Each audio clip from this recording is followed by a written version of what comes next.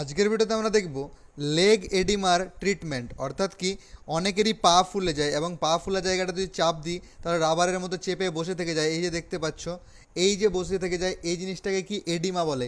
এই এডিমারই ট্রিটমেন্ট দেখবো আজকে আমরা। তার সাথে এটাও দেখবো যে এডিমা কেন হয়, এডিমা কত ধরনের, এডিমার সিমটম কী কী আছে, যদি কারো এডিমা ধরা পড়ে তাহলে তার জন্য কী কী ব্লাড টেস্ট করাতে হবে, সমস্ত কোনো কিছু আলোচনা করবো। তাই আপনারা ভিডিওটা শেষ পর্যন্ত দেখুন। আপনারা দেখছেন বং ফার্মা, আমি ফার্মাসিস্ট পেয়ে গেলাম। চলো শুরু করি। প্রথমে আমরা দেখব যে এডিমা জিনিসটা কি। এডিমা হচ্ছে কোনো একটা জায়গায় আমাদের বডি পার্টে জল জমে গেছে, জায়গাটা ফুলে যাওয়া, সোয়েলিং হয়ে যাওয়া, সেটাকে এডিমা বলে। এডিমা হচ্ছে অ্যাকচুয়ালি কি also known as the fluid retention or swelling, মানে কি ফ্লুইড কোথাও জমে যাওয়া বা কি ফুলে যাওয়াটাকে। It is the abnormal build up of fluid in the body's tissues, often attacking the legs, ankles and feet।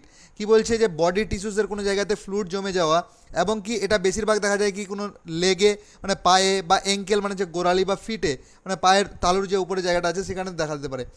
Oedema is swelling caused by too much of fluid trapped by the body's tissues, মানে এই যে আমাদের বডিতে আছে, বডির যে জায়গাগুলো আছে, এই সেল যেগুলো আছে আমাদের বডি পার্টসের যে সেলগুলো আছে, সেলের ফাঁকা জায়গাগুলোতে কি এক ধরনের আমাদের ফ্লুইড থাকে।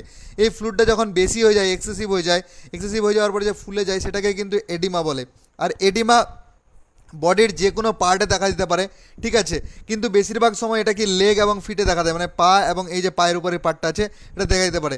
আর এটা কি বেশিরভাগ সময় কি কোনো ধরনের মেডিসিনের সাইড ইফেক্ট হতে পারে, বা মেডিসিন নেওয়ার ফলে হতে পারে, বা প্রেগনেন্সিতে এটা নর্মাল দেখা দিয়েছে যে প্রেগনেন্সি হলে, ঠিক আছে, এডিমা হয়ে যায়, তারপরে প্রেগনেন্ট হয়ে মানে আফটার ডেলিভারি এটা আবার ঠিক হয়ে যায়। এরপরে দেখবো আমরা টাইপস অফ এডিমা, মানে হচ্ছে কি এডিমা যদি বডির কোন পার্টে হলে তার কী নাম আছে, বা কোন পার্টে হলে সেটার কী নাম দিয়েছে, সেগুলোই আমরা দেখবো। তো টাইপস অফ এডিমাতে প্রথম হচ্ছে কি সেরেব্রাল এডিমা, যদি আমাদের ব্রেনে ব্লাড মানে ফ্লুইড জমে যায়, মানে জল জমে যায় ব্রেনে, তাহলে সেটাকে বলে সেরেব্রাল এডিমা। এরপর হচ্ছে কি ম্যাকুলার এডিমা। ম্যাকুলার এডিমা হচ্ছে আমাদের চোখে যদি জল জমে যায় তাহলে সেটাকে বলে ম্যাকুলার এডিমা, ঠিক আছে। তেমনই আছে কি periorbital oedema, lymph oedema, peripheral oedema, pitting oedema. Pitting oedema হচ্ছে কি যে এডিমাটাতে পায়ের ওখানে ফুলে যায়, ফুলে যাওয়ার পরে চাপ দেওয়ার পরে যে রাবারের মতো হয়ে যায়, গর্ত হয়ে গেল, চেপে আছি, গর্তের মতো হয়ে গেছে, কিছুক্ষণ পরে আবার ঠিক হচ্ছে, সেটাকে বলে কি পিটিং এডিমা। পালমোনারি এডিমা হচ্ছে কি যদি লাংসে জল জমে যায়, আমাদের যে ফুসফুস আছে সেখানে জল জমে যায়, তাহলে সেটাকে বলে মানে পালমোনারি এডিমা। এরপর এটা হচ্ছে কি লিপ এডিমা। এরপরে আমরা দেখব যে causes of oedema. Causes of oedema মানে হচ্ছে কি কী কারণের জন্য এডিমা হয়। প্রথমত হচ্ছে মেডিকেশন, মানে কোনো ধরনের মেডিসিন চলছে, কারো যেরকম হাই ব্লাড প্রেশারের কিছু মেডিসিন আছে যেটাকে বলে আমরা calcium channel blocker, amlodipine, nifedipine, এগুলো যদি চলে তাহলে এর সাইড ইফেক্ট হিসাবে কি এডিমা হয়ে থাকে। এরপরে অ্যালার্জিক রিয়াকশন, যদি কারো অ্যালার্জিক রিয়াকশন হয়ে যায় তাহলে সেখানে হতে পারে। Mild and temporary water retention problem, যদি কারো ওয়াটার রিটেনশনের প্রবলেম থাকে তাহলে হতে পারে। Symptoms of A serious disease such as কি কার্ডিও কনজেস্টিভ হার্ট ফেলিয়ার, যেটাকে সিএইচএফ বলি আমরা, যদি কারো হার্ট রিলেটেড প্রবলেম থাকে তাহলে হতে পারে। কিডনি ডিজিজ, যদি কারো কিডনি রিলেটেড কোনো সমস্যা থাকে তাহলে হতে পারে। লিভার ডিজিজ, যদি কারো লিভারের সমস্যা থাকে তাহলে হতে পারে। ইনসাফিসিয়েন্টি যদি থাকে, ঠিক আছে, তাহলে সেটা হতে পারে। সিভিয়ার লাং কন্ডিশন, যদি লাংস প্রচুরভাবে খারাপ হয়ে যায় তাহলে সেক্ষেত্রেও হতে পারে। তাছাড়াও যেরকম আছে কি ইনসাফিসিয়েন্ট লিম্ফেটিক ড্রেনেজ, সেটা আছে। এক্সেসিভ সোডিয়াম ইনটেক, যদি কেউ প্রচুর পরিমাণে লবণ খায় তাহলে সেটা। হরমোনাল চেঞ্জেস, যদি কারোর বডিতে কোনো ধরনের হরমোন চেঞ্জেস ঘটে তাহলে সেক্ষেত্রে হতে পারে। স্পেসিফিক মেডিকেশন, যেটা বললাম যে স্পেসিফিক মেডিসিন বলে কি যে কোনো ব্লাড প্রেশারের মেডিসিন যেরকম আছে অ্যামলোডিপিন, নিফেডিপিন, যেগুলো ক্যালসিয়াম চ্যানেল ব্লকার হিসাবে জানি, বা ব্যথার ওষুধ এনএসআইডি ক্লাসের নিমেসুলাইড আছে, সেটাকে যদি কেউ ব্যবহার করে থাকে, বা স্টেরয়েড যে মেডিসিনগুলো আছে কর্টিকোস্টেরয়েড, সেগুলো যদি ব্যবহার করে থাকে তাহলে সেক্ষেত্রে হতে পারে। প্রলং ইমমোবিলিটি মানে হচ্ছে যে অনেকেই কেউই ধরলে সারাদিন ঘুমিয়েই থাকছে, চলাফেরা করছে না, বসেই থাকছে, তাহলে সেক্ষেত্রে হতে পারে।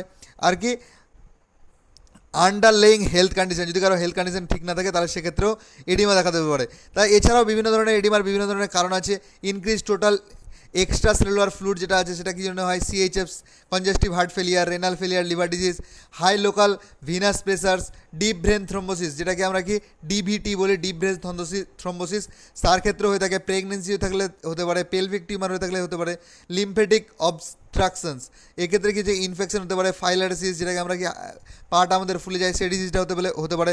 এরকম বিভিন্ন ধরনের আছে, আপনারা এই ভিডিওটা পজ করে দেখে নিতে পারেন বা স্ক্রিনশট নিয়ে আবার পড়তে পারেন। এরপরে কি আছে সাইন অ্যান্ড সিমটম দেখবো আমরা। যদি কারো ইডিমা হয় তাহলে তার লক্ষণ দেখবো যে কী কী লক্ষণ দেখা দেবে তার বডিতে। তো প্রথম সাইন অ্যান্ড সিমটম প্রথম এটাই দেখা দেবে যে arm and leg starting to feel full or heavy, মানে কি যেহেতু ফুলে যাবে সেটাকে কি ভারী মনে হবে বা ফুল মনে হবে। স্লো অ্যান্ড আর্ম লেগ, মানে লেগে বা হাতে যদি হয়ে থাকে তাহলে সেটা পাটায় যে ফুলে যাবে, এই ফুলাটাকে বলছে স্লোয়েন হয়ে যাবে। Dent left in swelling after pushing on it, মানে কি ডেন্ট হয়ে যাবে, যে এই যে চেপলাম এই জায়গাটা গর্ত হয়ে থেকে যাবে কিছুক্ষণের জন্য, এই ডেন্ট যেটা হয়ে যাবে, ঠিক আছে, এই যে গর্ত হয়ে থেকে যাবে বা দাগ হয়ে থেকে যাবে, এটা এই কথাটা বলছে, এটা একটা লক্ষণ। Skin feels warm and tide near the oedema, যে জায়গাটাতে এডিমা হয়ে যাবে সেটাতে গরম গরম ভাব মনে হবে বা টাইট মনে হবে। Pain in the affected area, যে জায়গাটাতে হবে সেই জায়গাটা থেকে পেন করবে। ক্লটিং অর জুয়েলারি উইং টু দ্য ফিল টাইট, এছাড়াও সাইন অফ এডিমা কিছু আছে, জেনারেল পাপনেস অর সোয়েলিং যদি ফুলতে শুরু করে দেয়, ঠিক আছে। Difficulty moving the affected area, যে এরিয়াটা হবে সেই এরিয়াটাতে মুভমেন্ট করতে বা নড়াচড়া করতে অসুবিধা হবে। Dent after the pressing the swelling area, যেটা বললাম ডেন্ট হয়ে যাবে। Heavy feeling in arms and leg, ঠিক আছে, মানে ভারী ফিল করবে। টাইট অর ওয়ার্ম স্কিন, যেটা বললাম আবার, এটা কি ইচ্ছে ব্যাপার। এরপরে আমরা দেখবো যে ডায়াগনোসিস, যদি কারো এডিমা হয়ে থাকে বা এই লক্ষণগুলো দেখা দিয়েছে, তাহলে তার জন্য কী কী পরীক্ষা নিরীক্ষা করবো বা কী কী ব্লাড টেস্ট করবো, যাতে আমরা অ্যাকচুয়ালি বুঝতে পারি যে তার এডিমা হয়েছে। প্রথম যে ব্লাড টেস্টটা করতে হবে সেটা হচ্ছে কি সিবিসি, কমপ্লিট ব্লাড কাউন্ট যেটা আছে সেটা করতে হবে। এখানে আমাদের দুটো জিনিস লক্ষ্য রাখতে হবে, একটা হচ্ছে কি হিমোগ্লোবিন, হিমোগ্লোবিনের রেজাল্ট কম আসবে, যদি কারো শরীরে হিমোগ্লোবিন কমে যায় তাহলে সেক্ষেত্রে এডিমা হওয়ার সম্ভাবনা থাকে। আর কি হাই ডাব্লিউবিসি, মানে ডাব্লিউবিসি যেটা আছে লিম্ফোসাইট, সেটা কি বেড়ে আসবে, যে তার কোনো মধ্যে কোনো ধরনের ইনফেকশন আছে। এছাড়া দুটো পরীক্ষা করতে হবে ইএসআর আর সিআরপি, ঠিক আছে, এই দুটোই হাই রেজাল্ট আসবে। এবং এরপরে কিছু কিছু আমাদের দেখতে হবে কি LFT, liver function test, liver function টেস্টটা আমাদের দেখতে হবে এসজিপিটি এসজিওটি, এটা বেড়ে আসছে নাকি, কিডনি ফাংশনস প্রপার কাজ করছে কিনা। তারপরে একটা যেটা ডিসিজ, সেটার জন্য যে পা ফুলে যায় সেটা হচ্ছে কি টিএইচএইচ, টিএসএইচের আমাদের রেজাল্টটা করতে হবে, ব্লাড টেস্টটা করতে হবে, সেই টিএসএইচে দেখতে হবে যে টিএসএইচের লেভেলটা বেড়ে গেছে নাকি। টিএসএইচের লেভেল বেড়ে গেল মানে কি, যে থাইরক্সিন হরমোনটা আছে সেটা আমাদের বডি খুব কম ক্ষরণ করছে, মানে থাইরক্সিন লেভেলের পরিমাণ কমে গেছে, তাহলে সেক্ষেত্রে বেড়ে যায়। আর একটা টেস্ট করা হয় D dimer blood test, D dimer blood test actually কী করা হয়, যেটা বললাম ডিভিটি, ডিপ ভেইন থ্রম্বোসিস যেটা আছে সেটা হলেও কি এই পাটা ফুলে যায়। এরপরে আমরা দেখব ট্রিটমেন্ট। তো ট্রিটমেন্ট দেখার আগে আমি একটা বলে দিই, যারা প্র্যাকটিস করছো বা যাদের কোনো রিটেল কাউন্টার থাকে, যারা আমাদের সামসি, যে মালদা ডিস্ট্রিক্টের একটা জায়গা আছে সামসি, এই সামসির নিয়ার বাই যারা আছো তারা আমার হোলসেল মেডিকেল শপে আসতে পারো, ঠিক আছে। এখানে প্রায় সমস্ত ধরনের কোম্পানির রানিং আইটেম যেগুলো আছে, ঠিক আছে, যেগুলো চালু আইটেম আছে সেগুলো সমস্তগুলোই পেয়ে যাবে। তাছাড়াও আমার দোকানে কি সমস্ত ধরনের জেনেরিক আইটেম, সার্জিক্যাল আইটেম এবং কিছু প্রিডি প্রোডাক্টও পেয়ে যাবে। এবং তোমরা যদি কেউ নিয়ার বাই শামসির আশেপাশে কিছু প্র্যাকটিস করে থাকো, যার জন্য হোলসেলে কোনো মেডিসিন নিতে পারো ভালো রেটের জন্য, তাহলে জানতে পারো। বা কোনো ধরনের কোনো সমস্যা হলে বা দোকানে কী করে আসবে বা কোনো রেট জানার চলে, এই দুটো নাম্বার দেওয়া আছে, এই দুটো নাম্বারে আপনারা কল করে জানতে পারেন। এবং যদি কেউ নতুন দোকান খুলতে চান তাহলে অবশ্যই একবার দোকানে ভিজিট করে যান, যে কেমন কী রেট দেওয়া যায়, ঠিক আছে, কোন প্রোডাক্টে কেমন কী ছাড় থাকে, কোন প্রোডাক্টে কতটা বোনাস থাকে, ঠিক আছে, কোন প্রোডাক্টগুলো বেশি চলে, কোন প্রোডাক্টগুলো শর্ট এক্সপায়ারি থাকে, প্রত্যেকটা জিনিস একটা নলেজ নেওয়ার পরে আপনি আমার দোকানটাতে এসে ঘুরে যেতে ভিজিট করে যেতে পারেন। আর এখানে এসলে কি আমার সাথে আপনাদের দেখা হয়ে যাবে। এরপরে আমরা দেখব ট্রিটমেন্ট। তো ইডিমা হচ্ছে, ইডিমার ট্রিটমেন্টটা জানার আগে আমাদের মানে মেন যে ট্রিটমেন্টটা, এটা হচ্ছে কি ট্রিটমেন্ট বেসড অন কজ, মানে যে কারণে ইডিমা হয়েছে। আমি যে বললাম যে হার্ট ফেলিয়ার হতে পারে, লিভার ফাংশন খারাপ হলে হতে পারে, কিডনি ফাংশন খারাপ হলে হতে পারে, ঠিক আছে। এই যে কারণগুলো বললাম, এই কারণগুলো যে কারণের জন্য হচ্ছে, সেই কারণগুলো আমাদের ঠিক করতে হবে, তাহলে আমাদের ইডিমা ঠিক হয়ে যাবে। যদি কারো প্রেগনেন্সির জন্য হয়ে থাকে তাহলে কি আফটার ডেলিভারি যখন সে কি বাচ্চা জন্মদান করে দেবে তখন তারপরে কি অটোমেটিকলি তারটা ঠিক হয়ে যাবে। যদি সে কোনো কিছু মেডিসিনের জন্য হয়ে থাকে, যেরকম কি ক্যালসিয়াম চ্যানেল ব্লকার বললাম, কোনো স্টেরয়েড বললাম, কোনো ব্যথার ওষুধ যেরকম বললাম নিমেসুলাইড, এইরকম যদি কোনো কিছু খেয়ে থাকে তাহলে তার ফলে যদি হয়ে থাকে তাহলে সেটা বন্ধ করতে হবে, তাহলে অটোমেটিকলি ঠিক হয়ে যাবে। তারপরে যে কারণগুলোর জন্য হচ্ছে, কোনো ধরনের ইনফেকশন হয়েছে, সেই কারণে যে কারণ হয়েছে সে কারণটাকে ঠিক করতে হবে। কারণটা ঠিক করলে অটোমেটিকলি এডিমাটা ঠিক হয়ে যাবে, ঠিক আছে। যে জলটা জমে গেছে সেটা জলটা বের করতে হবে। আর এমনি জল বের করার জন্য বডি থেকে সেটা যে মেডিসিন না দিয়ে জল বের করা হয়, সেই মেডিসিনটাকে বলে আমাদের যে ক্যাটাগরিটা, সেটা হচ্ছে ডায়োরেটিক্স। আর এখানে আমরা যে ডায়োরেটিক্সের মেডিসিনগুলো ব্যবহার করতে পারি সেগুলো হচ্ছে কি, যে বা ডক্টররা যে মেডিসিনগুলো ব্যবহার করে থাকে এডিমার জন্য, সেটা হচ্ছে কি প্রথমত ফিউরোসেমাইড 40 mg যে মেডিসিনটা পাওয়া যায়, যেটার পপুলার ব্র্যান্ড নেম কি ল্যাসিক্স নামে জানি, এটা রেকমেন্ড করে। অথবা কি হাইড্রোক্লোরথায়াজাইড যেটা আছে 12.5 mg, ঠিক আছে, যার পপুলার ব্র্যান্ড নেম কি অ্যাকোয়াজাইড 12.5 নামে আসে, বা সিটিজেড নামেও আসে, সেটা ব্যবহার করতে পারে। বা স্পাইরোনোল্যাকটন 25 mg যে ট্যাবলেটটা আছে, যেটা কি অ্যালডেকটন নামে আসে, ঠিক আছে। অথবা কি ক্লোরথ্যালিডন 6.25 mg যেটা আসে, যেটা সিটিডি নামে জানি 6.5, ঠিক আছে। অথবা কি টর্সেমাইড 10 mg, টর্সেমাইড 10 mg কি পপুলার ব্র্যান্ড নেম টর্সেটাইম নামে আসে বা আদার্স যে কোনো কিছু নামে আসে। এই যে ডায়োরেটিক্সগুলো বললাম এগুলোর মধ্যে যে কোনো একটা রেকমেন্ড করে থাকে, ঠিক আছে।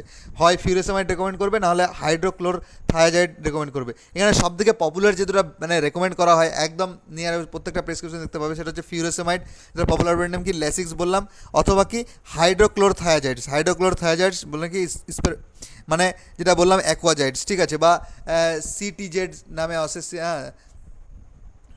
তো এই যে এইচসিসিটিজেড নামে আসে, এই দুটো মেডিসিন সব থেকে বেশি চলে, বা অথবা এই দুটো দিতে পারে। এই যে 5টা মেডিসিন বললাম এগুলো প্রত্যেকটা না, ঠিক আছে, যে কোনো একটা, ঠিক আছে। এখানে যে বললাম সবগুলো, তার মানে সবগুলো না, যে কোনো একটা মেডিসিন রেকমেন্ড করে থাকে ডক্টর মশাইরা।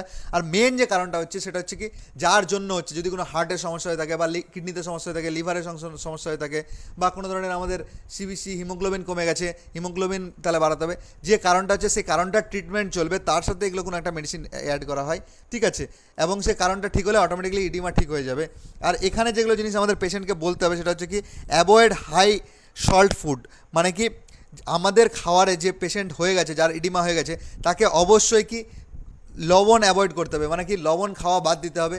যতটা কম পরিমাণে লবণের ফুড খেতে চাই, মানে যে খাওয়ার দাওয়ার খাচ্ছে সেখানে যত কম পরিমাণ লবণ খাওয়া যায় সেটা করতে হবে। আর দ্বিতীয় কথা, যদি পায়ে হয়ে যায় এই এডিমাটা, তাহলে পায়েটা উপরে করে ঘুমাতে হবে। মানে ঘুমানোর সময় অবশ্যই কি বালিশটা দিয়ে দিবে পায়ের নিচে, ঠিক আছে, যাতে পাটা একটু উঁচু হয়ে থাকে, যার ফলে কি ব্লাড সার্কুলেশন বা ওই জায়গাটা থেকে জলটা একটু বেরিয়ে আসে, উপরের দিকে আসে, ঠিক আছে। এটা তো এটা করতে পারে যে ঘুমানোর সময় কি এই পাগুলো চেড়ে ঘুমালো। আর কিছুটা মুভমেন্ট করতে হতে পারে, ঠিক আছে।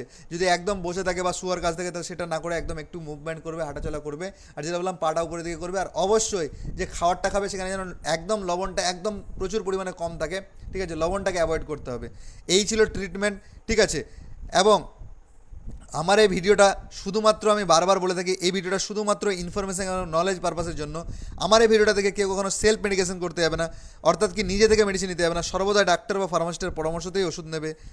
এবং আমার এই ভিডিওটা ভালো লেগে থাকলে অবশ্যই একটা লাইক দিবে, ঠিক আছে। যদি আমি কিছু ছেড়ে থাকি বা আপনার কিছু জানার থাকলে অবশ্যই কমেন্টের মাধ্যমে জানাবে। এবং ভিডিওটা ভালো লেগে থাকলে, বা যদি আবার তোমাদের কোনো বন্ধু বান্ধব বা ফ্যামিলি মেম্বারের কাছে যদি শেয়ার করার প্রয়োজন মনে, তো অবশ্যই ভিডিওটাকে শেয়ার করবে। আর আপনি যদি এমন মেডিকেল নলেজের ভিডিও পেতে চান, তো অবশ্যই চ্যানেলটাকে সাবস্ক্রাইব করে রাখবেন। এবং ভিডিওটা সম্পূর্ণ দেখার জন্য আপনাকে অসংখ্য অসংখ্য ধন্যবাদ। Thank you so much.